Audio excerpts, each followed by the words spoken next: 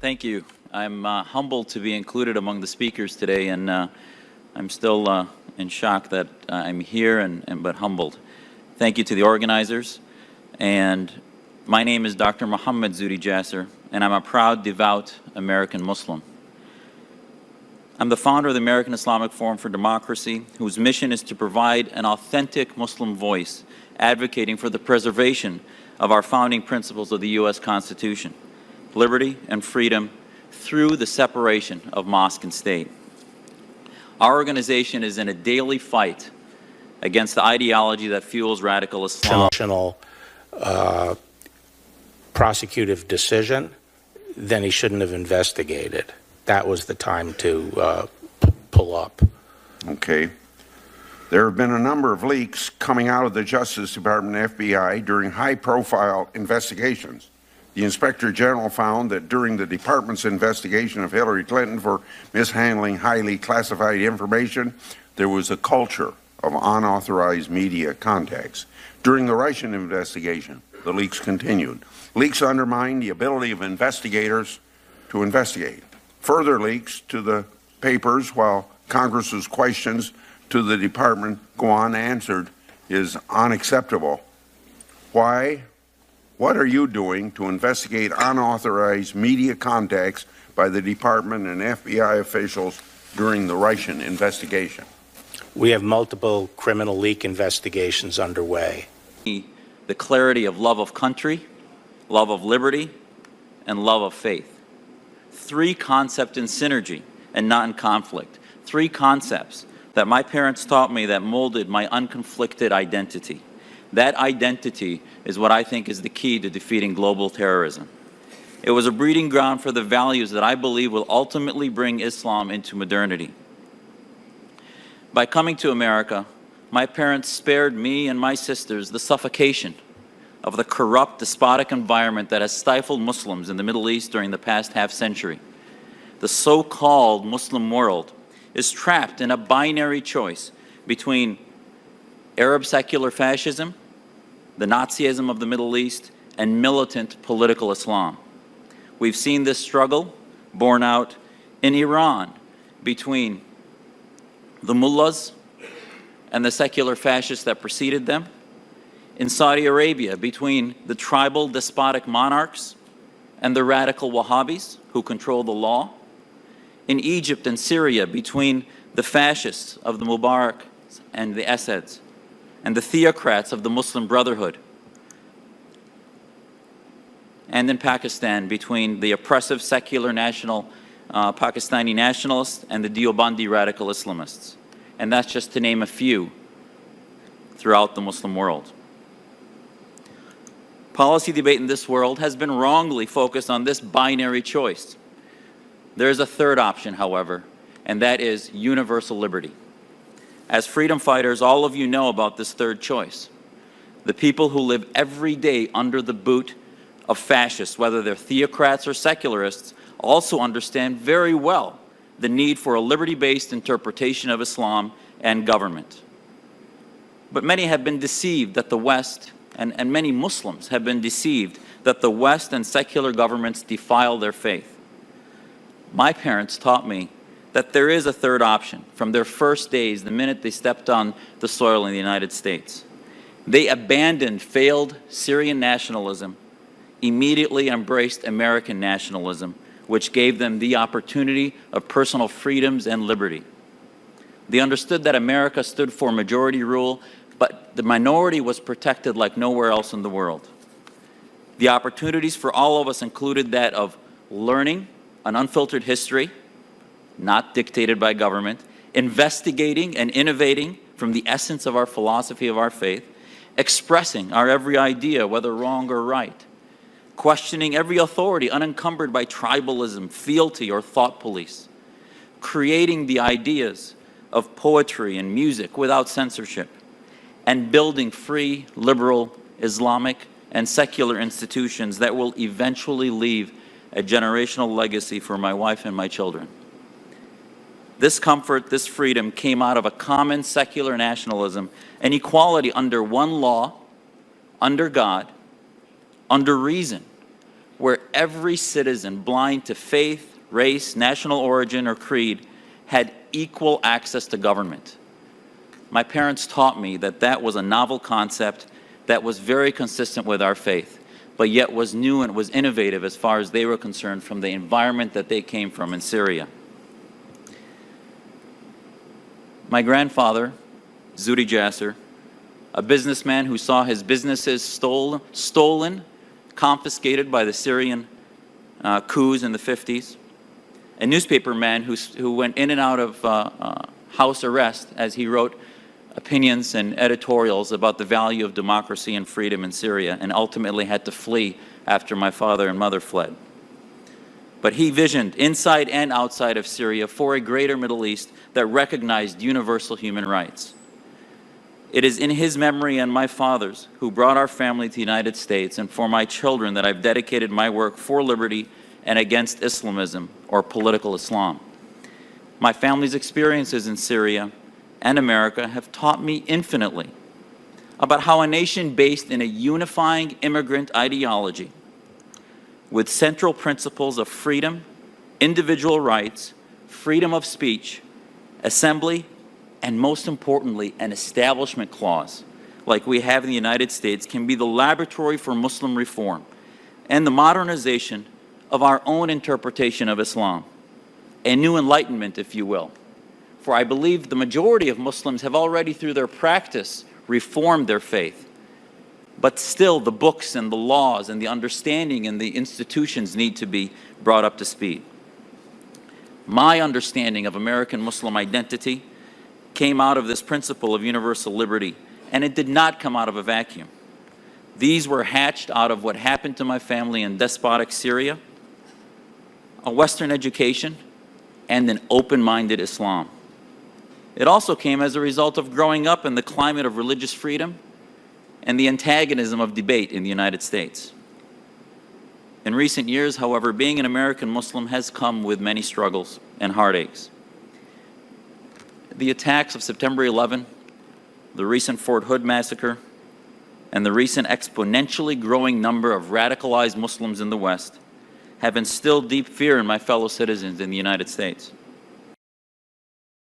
Today, I will present to you the 4 pillars that prove the case for Jewish ownership of the land of Israel. The first pillar is the Bible. The Jewish people's rightful ownership of Eretz Israel, the land of Israel, is well documented throughout the Old Testament and beyond. The second pillar is history. The Jewish claim to the land of Israel is confirmed time and again, not just with Jewish history, but with the history of the world. The third pillar is a legal claim.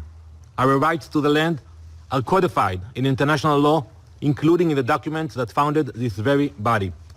And the fourth pillar is the pursuit of international peace and security. A stronger and safer Israel means a stronger and safer world. It is through these 4 pillars, Mr. President, that I will provide you with the answers to your questions. Let us discuss our first pillar of proof, the Bible.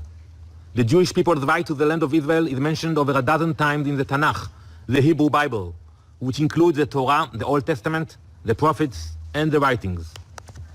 In the book of Genesis, the very first book of the Old Testament, God says to Abraham, and I will read that in Hebrew.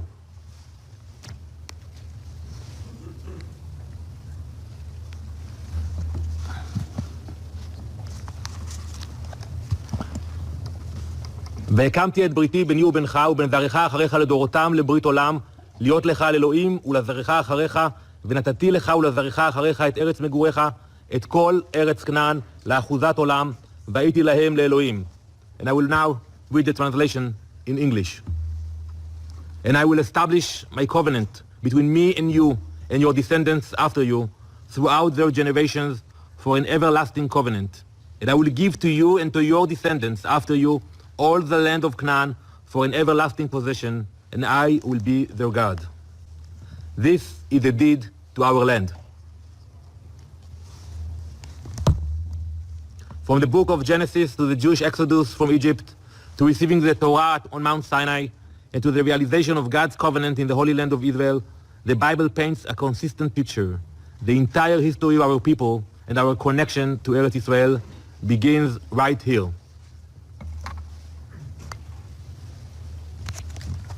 It is not just the Hebrew Bible or the 15 million Jews worldwide that accepts this right. It is accepted across all three monotheistic religions, Judaism, Christianity, and Islam.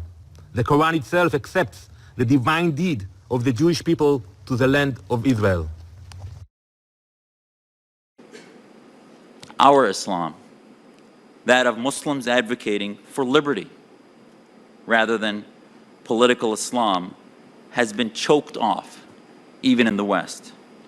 Even in America, we've seen the penetration and the permeation of the ideologies of the Muslim Brotherhood and the Salafists, whose resources far exceed anything we have yet to muster in the non-Islamist, anti-Islamist group of Muslims. Many in the West, from media to government to universities, have actually facilitated the growth of the Muslim Brotherhood movement and their front groups and the ideologies of political Islam under the guise of political correctness. Little do they know that they have facilitated an ideology incompatible with liberty and Western society. Many of you in Muslim-majority nations know that the Brotherhood and its offshoots are not the only party or platform populated by devout Muslims. But in the West, the Islamists deceive the majority that they are the only Islam and deserve the special treatment of religious freedom rather than the deserved harsh critique of a political party. April jobs report just released, and wow, employers adding 263,000 jobs, dropping the unemployment rate to the lowest in almost 50 years.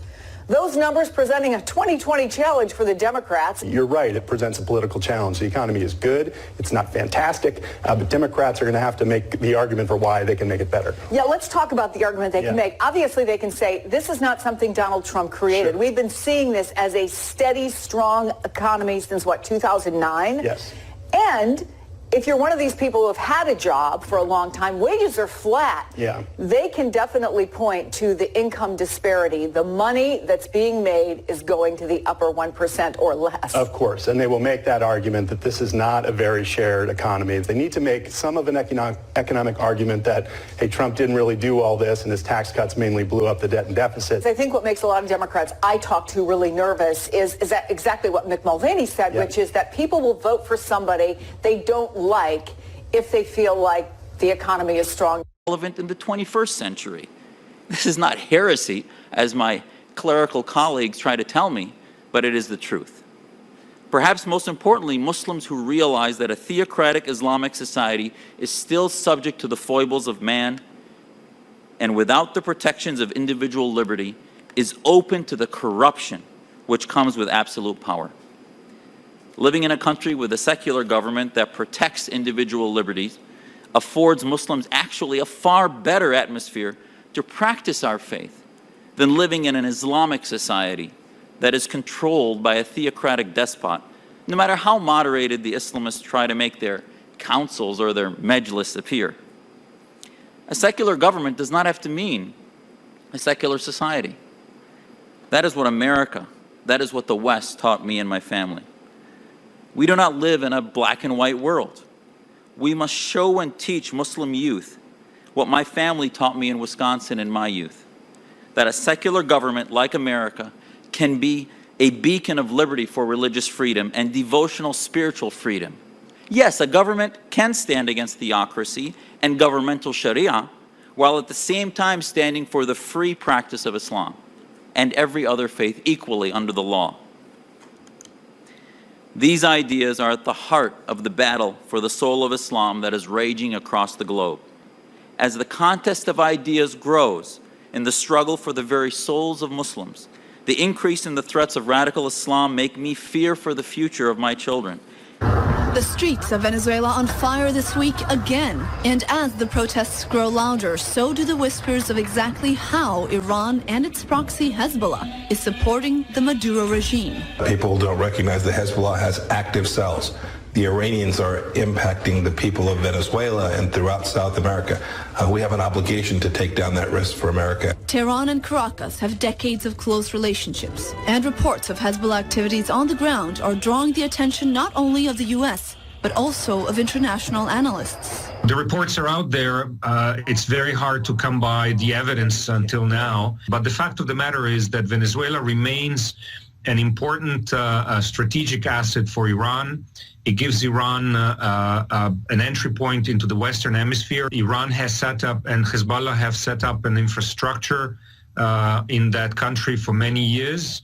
And Iran is not about to let it go in the hands of a pro-American, pro-Western government. Last month, Mahan Air, a private Iranian airline accused by many Western countries of transporting military equipment to war zones, reportedly launched a direct flight to Venezuela. Iran, through that kind of air bridge, can prop up the Maduro regime with money, with weapons, with fighters, with any kind of assistance that the beleaguered Maduro regime needs to fend off the pressure from the opposition. And the techniques used by Maduro to suppress demonstrators have been described as a replica of the tactics used by the Iranian regime in 2009 to quash protests there. Hezbollah presence in Venezuela has traditionally been facilitating trade-based money laundering operations linked to the drug traffic. Having troops on the ground could jeopardize that. If the Guaido uprising succeeds and the Iranians, like the Cubans, are at the forefront of propping up Maduro, it will be a priority to dislodge them. Whereas if the Iranians are not to be seen anywhere, I promise you the Guaido transitional government will have other priorities to focus on. Whether or not Venezuela has a Hezbollah military presence being used for training remains to be seen. But the complex infrastructure the Iranians have set up in the country, their gateway to the Americas, seem to still be very much in place and not likely to be given up easily. Socialism failing to work as it always does, this time in Venezuela. You talk about giving everybody something free and all of a sudden there's no food to eat. And who do you think is the richest person in Venezuela? The daughter of Hugo Chavez. Hello. Anyway, 0-2. Will never take away my relationship with God. But what makes me alive, what makes me human, and gives me a vibrant soul are my rights, my freedom to create, to author, to speak, and to assemble. These rights, while given by God, under God, are guaranteed and protected by government. Yes, only by a secular government. Once that government becomes an expression of any one faith, it becomes coercive and no longer a laboratory of genuine liberty. Just as the Muslim Brotherhood spread their ideas virally through booklets, DVDs, net clips, and postings, so too can we liberty activists spread our ideas virally to take them on in a real intellectual civil war for the minds of our children and our communities. This is why we rush to every opportunity to debate imams, and I've done so in Ohio and Florida, Boston, and elsewhere. This is not about assimilation. It is about liberation of the soul from the shackles of theocracy and fascism. This struggle is the same for me as an American as it is for Syrians, for Saudis, Iranians, and all individuals seeking free society.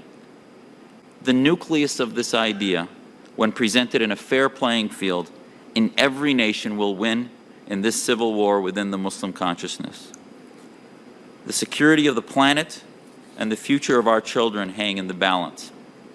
We must precede the radicalization of Muslims by working together as a global unit of freedom-loving Muslims and non-Muslims to lift up the voices of freedom within the Muslim consciousness. We must encourage Muslims to speak to power, to speak against theocracy, to speak against secular fascism, to question authority and be empowered to interpret our own faith. As Muslims, we must teach our children to believe in the importance and predominance of these ideas over political Islam and Sharia, over blind Arab fascism. Baathism, and other toxic ideologies. We must do this for liberty and for our own future. Lost in the battle for the very soul of Islam is your voices of freedom against the oppressors.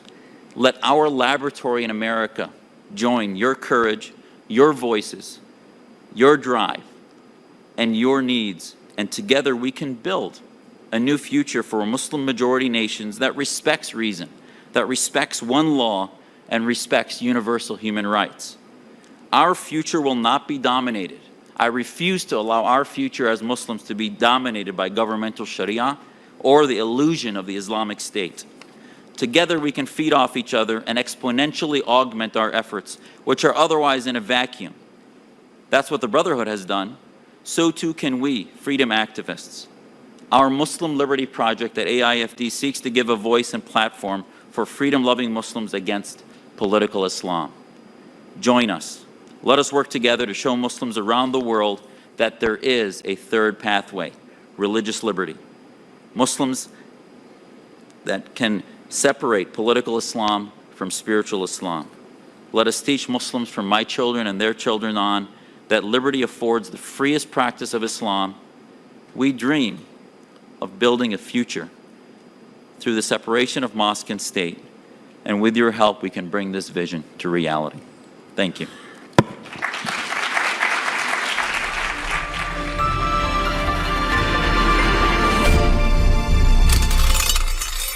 Here's actually what I think. I don't think black people don't have to be Democrats. I think we need our fathers back in the home. I think we need to address the education system. At the end of the speech, I say, did any of that sound like white supremacy, right? Yeah. They would be smarter or wiser to try to brand me as a black supremacist, right? And then try to create fear the other way or something. I don't know. And they're shocked. I talk about the abortion rates and how disproportionately affects black women. And at this recent event that I did at the University of Pennsylvania, Black Lives Matter showed up to my event. And they wore their Black Lives Matter shirts and they sat in the back with their hands crossed, like, let's see what she has to say. Went through the entire thing. At the end, every single one of them came up to me and said, I couldn't find one thing to disagree with. How do you measure the success so far? So you start this thing. Right. And what is the goal?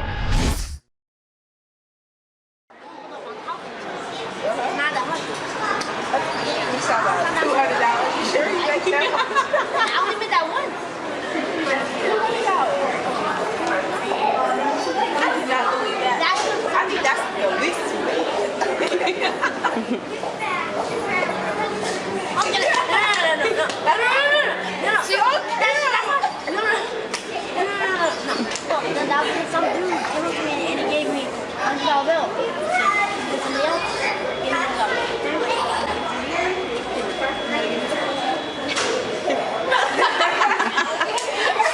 Nice talking to you. Nice talking to you.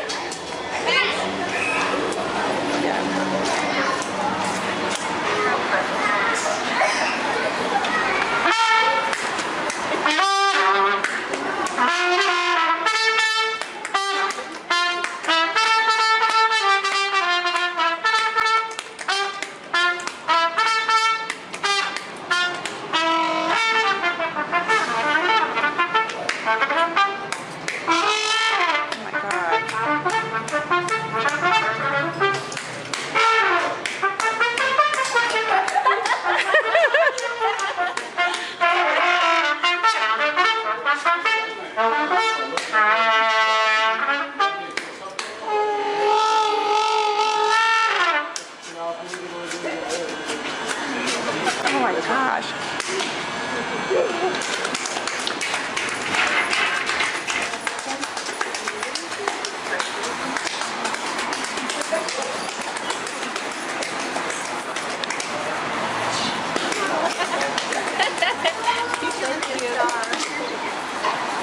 America's Got Talent.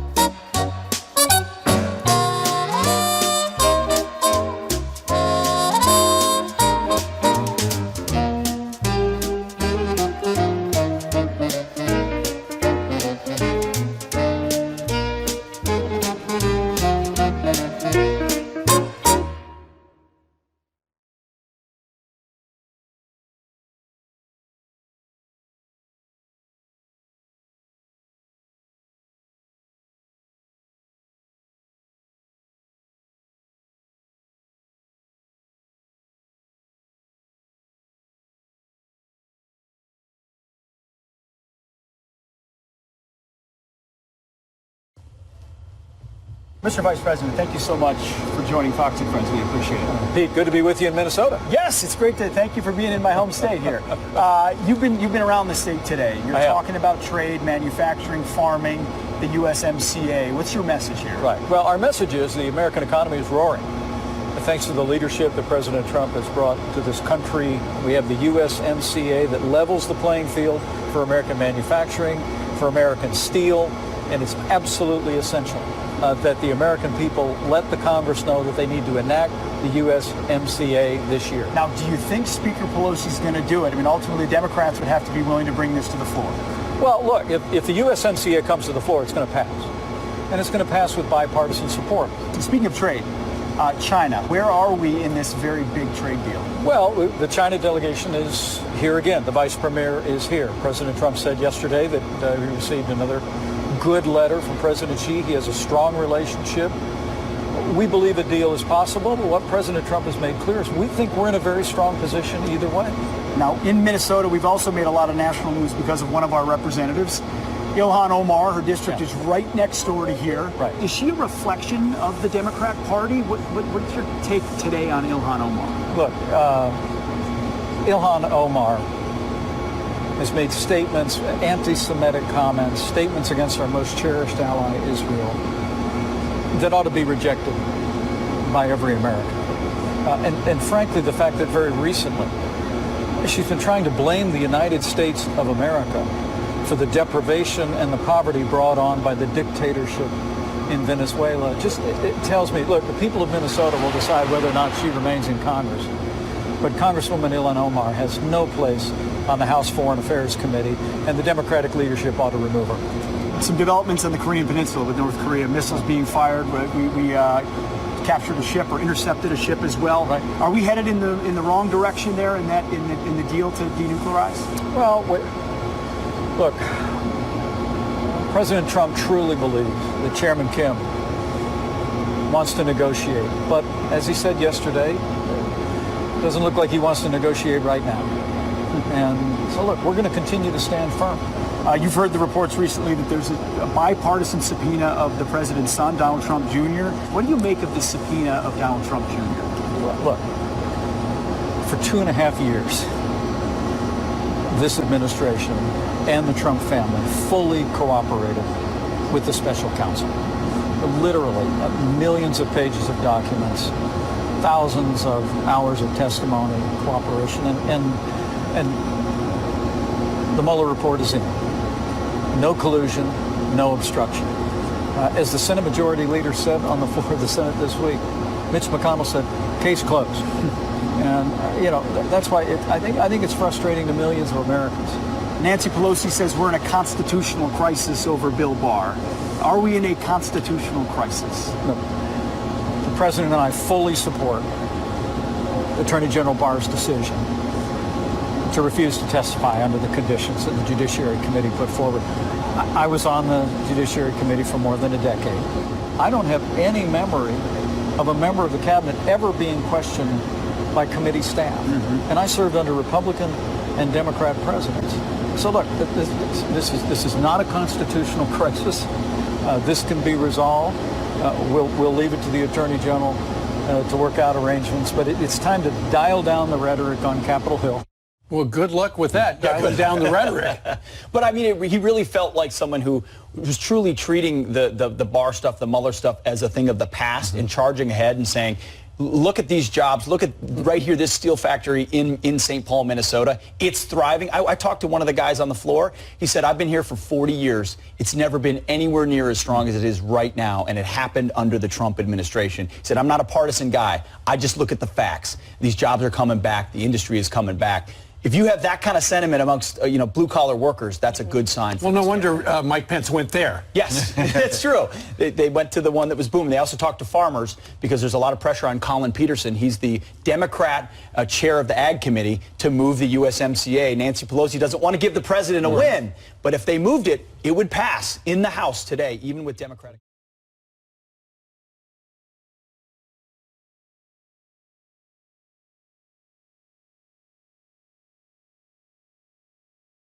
We're joined by Dr. Rebecca Grant. She's national security and a military analyst and president of IRIS Independent Research. So, Dr. Grant, we just heard General Keane say that the administration likely has good intelligence that there's a threat to U.S. troops in the region.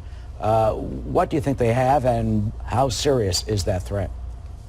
Well, Iran is reacting to the sanctions, and I think there's clearly some good intelligence. I think that's why Secretary Pompeo stopped off in Iraq. So what they're seeing is increased indications and warning of possible threats to our forces there. We have planes flying out of several bases, 5,000 forces in Iraq, U.S. Navy forces there. But the problem with Iran is you've got to send a really bold message. It's got to be all caps, and it has to say, don't try it. That's why we see this extra level of military forces going into the region. You know what some of the critics are saying? They are accusing the administration of trying to hype this up. Here's Chuck Hagel, former Obama defense secretary, saying, quote, "It's not unusual to have an aircraft battle group in the Persian Gulf. We do that all the time. But I'm concerned that this administration is baiting Iran in a very dangerous way." Do you buy that? None of this is provocative, and the CENTCOM commander, General McKenzie, has said we don't seek conflict with Iran. Now, having said that, note to Iran, our U.S. bomber crews have been studying the Iran target set for 20 years. They are more than ready. And so, Eric, the point is that Iran tends to be very reckless, prone to mischief. They make stupid diplomatic moves. And to deter and make sure our forces are safe, we have to be extra clear that Iran just can't try it. We can't risk them being reckless. And that's what I see the administration doing, both with the force deployments and the messaging. Do you think this is enough? Should we do more? It looks like it's good. What I see here is a few more pieces moved onto the chessboard. I'm interested that General McKenzie, who is a Marine, has deployed the USS Arlington. That's an amphib, a landing dock ship, and it brings him some extra capability close by to deal with the Iranian small boat threat. He also has some extra helicopters and, of course, some Marines. The B-52s, instead of sending 1 or 2, they've sent 4, again, making the message very clear. And those B-52s also have an excellent overwater search and weapons capability. And then, of course, very important that we see Patriot missiles and missile batteries going in to beef up the presence that's already there for the netted air defense of the Gulf region, U.S. forces and our allies. Yeah, you mentioned the small boats. They are for years notorious for basically like little gnats, little annoying gnats that just kind of swarm near our naval ships. And at one point, it has been said that the president, while he was running, said just blow one of them out of the water, and that'll send Tehran a message that the Obama administration, never did that. Is that a sufficient way to deal with that threat? Do you think that potentially could be where the hair trigger in this conflict could be set off in some type of confrontation with those little speedboats that they do and use to harass our naval assets? Right, the Revolutionary Guard speedboats, they're constantly talking about swarming and having 100 boats. We haven't seen them do that. Iran talks a good game. Their military capabilities aren't as strong as they say they are, but it requires a lot of professionalism from our U.S. Navy to be present and in that tight coastal water area. But they're more than capable of dealing with that threat, and I think the USS Arlington will help. The other big worry, of course, is Iran's ballistic and cruise missiles.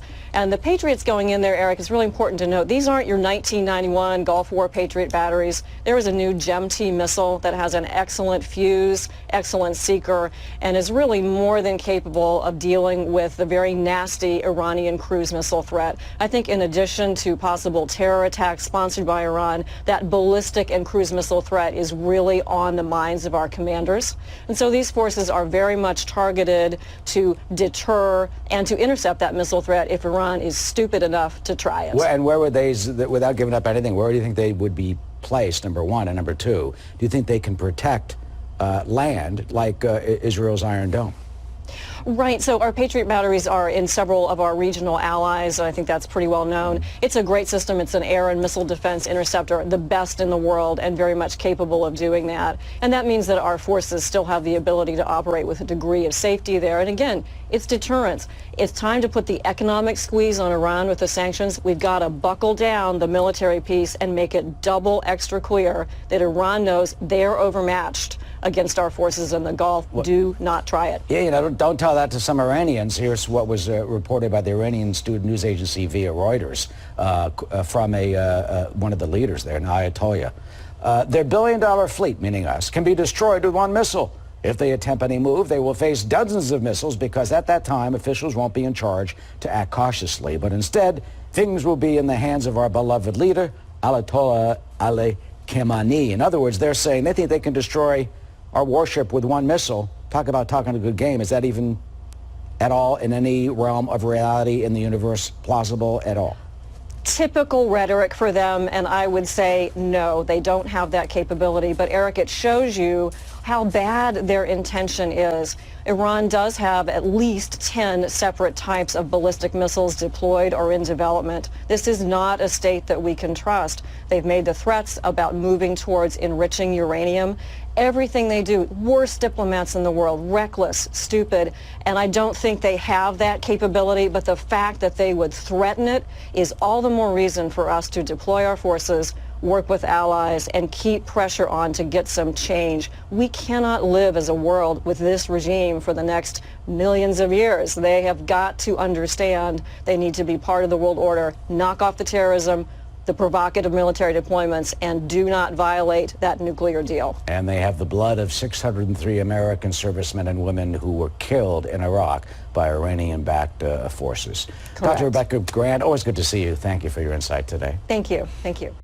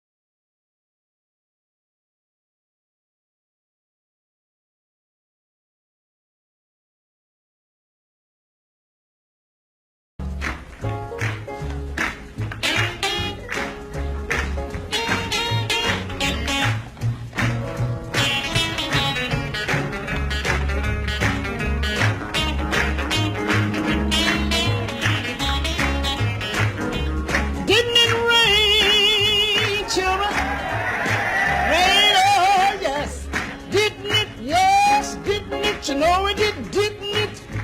Oh, yes, how it rained.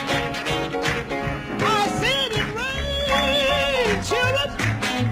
Rain, oh, yes, didn't it? Yes, didn't it? You know it did or didn't it? Oh, my Lord, how it rained. You know it rained 40 days, rained 40 nights. To make my garment fit me right. When I get to heaven, gonna put on my robe, walk around in glory, tell the glad news. Look up David in the heat of the day, tune up the harp and begin to play. I know it rained, you know it rained. Oh, how it rained, rained too long. I do it for you, man. Can you sit? Okay.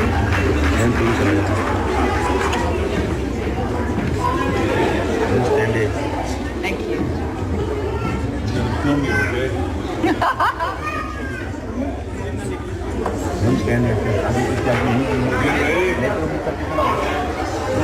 Single rep speed, 1 by 30. Judges ready, jumpers ready, set. This is very jumping.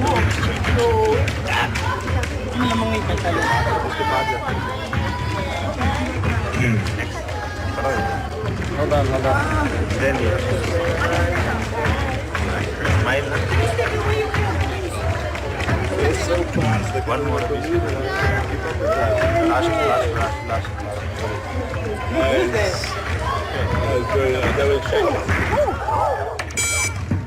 What's that? No. Come here.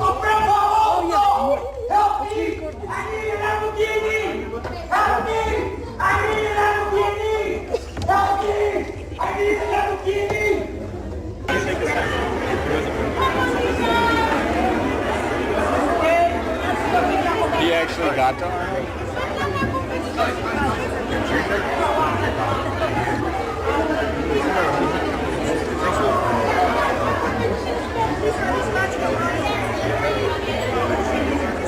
Just announce it, Shirley, on the Bible.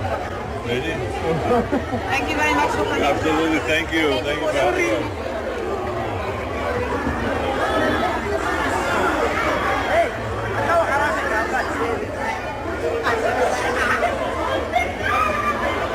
I saw him coming.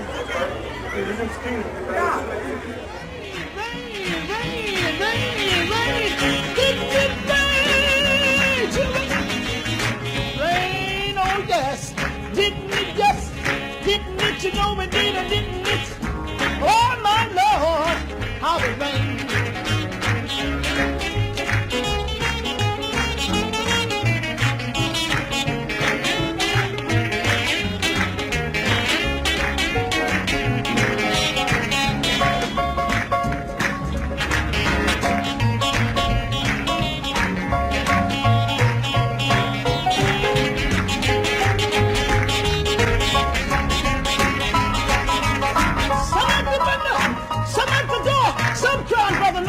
Take on more, but no cry out. My friends, the angels got the key and you can't get in. I know it rain, you know it rain, rain too long, all night long, rain all day, rain all night, rain, rain, rain, rain, rain. Yes, ma'am. Thank you. Your reaction to what you heard from Bill Barr, obviously the Democrats are painting him now as being political and not being the honest broker that they said he was at the beginning.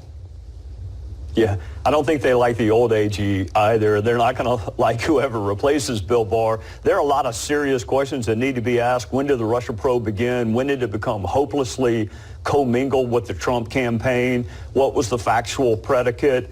Where are the transcripts, if any, exist between the informants and the telephone calls to George Papadopoulos? Why the defensive briefing so inadequate of President Trump? Why didn't you do a follow-up defensive briefing? That doesn't even get to the whole FISA story in the fall. That's just the spring and summer of 2016. There are lots of questions, and I hope Bill Barr finds someone who is skilled enough to answer them. Yeah, I'm really glad you brought that up. The FBI agents' conversations with George Papadopoulos is because when an FBI agent sends in informants to someone they're looking at, typically those conversations are recorded, right? Those people are wired. Yeah, I mean, if the Bureau is going to send an informant in, the informant's going to be wired. And if the Bureau is monitoring telephone calls, there's going to be a transcript of that. And some of us have been fortunate enough to know whether or not those transcripts exist, but they haven't been made public. And I think one in particular it has the potential to actually persuade people. Very little on this Russia probe, I'm afraid, is going to persuade people who hate Trump or who love Trump. But there is some information in these transcripts that I think has the potential to be a game changer if it's ever made public. You say that's exculpatory evidence. And when people see that, they're going to say, wait, why wasn't this presented to the court earlier? Yeah, Johnny Ratcliffe is rightfully exercised over the obligations that the government has to tell the whole truth to a court when you are seeking permission to spy or do surveillance on an American. And part of that includes the responsibility of providing exculpatory information or information that tends to show the person did not do something wrong.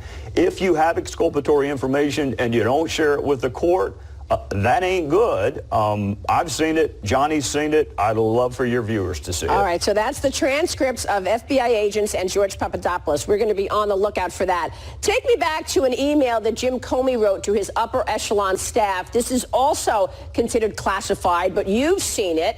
What can you tell us about it? Well, take a half step back. I mean, people use the word dossier and it has such an official sound to it. I mean, let's just call it for what it is. It's a series of rank hearsay compilations put together by an FBI source who was later defrocked, paid for by the Democrat National Committee, and oh, by the way, Christopher Steele hated Donald Trump too. So we can call it a dossier. It sounds official. It's really something the National Enquirer would blush if they printed. So we know that it was used 4 times by the United States government. What we're trying to figure out is whether or not it was used a 5th time in the intelligence assessment. And you got Brennan, Clapper, and Comey, all 3 who know full well whether or not it was used in the intelligence assessment, but they're giving you different versions. Right. So there is information that exists in December of 2016, and I hope anyone who has access to it, Senator Burr, Devin, whoever is open-minded, go look at that. And I think it will help you understand whether or not that dossier, that unverified hearsay, was used for 5 times or just 4 times by the United States government. It's pretty bad if it was just 4 times. It's really bad if it was 5. Hey, children! Rain, oh yes. Didn't it, yes. Didn't it, you know it, didn't it? Oh, my Lord. All right.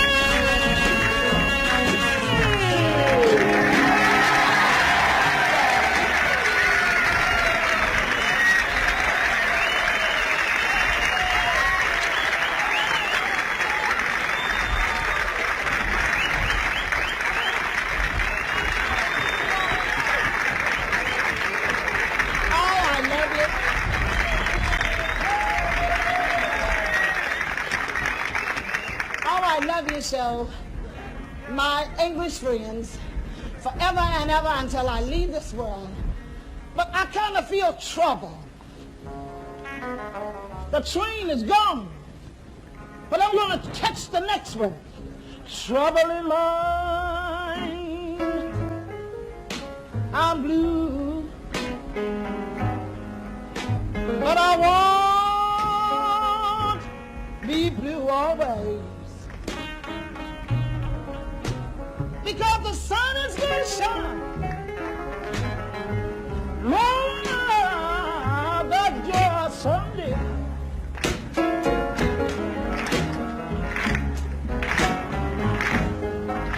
Traveling on you. Brother Joe, I've almost lost my mind. So when you see me laughing, laughing just to keep on crying. Oh, please, baby.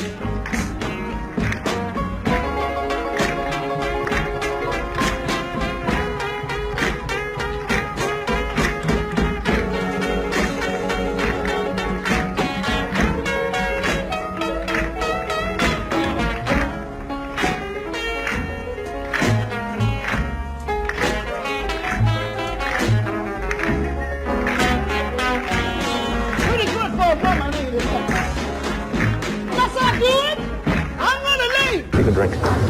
You look a little dehydrated, brother. You seem a little dehydrated. You okay? You want to take a drink of this to give yourself some? How you feel, man? You okay? You all right? Okay, do you want to drink some of this and give you some left. Doctor.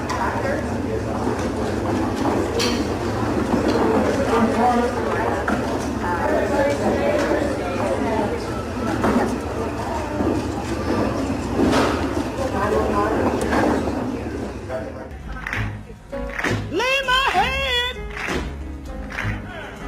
on some lonely road night. Must I do it?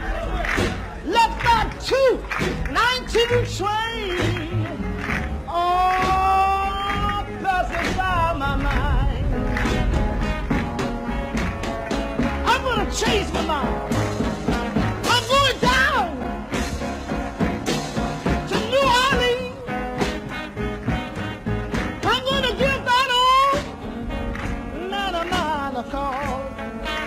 You know what I'm gonna tell him? I'm gonna give him a piece of my mind because he done me wrong.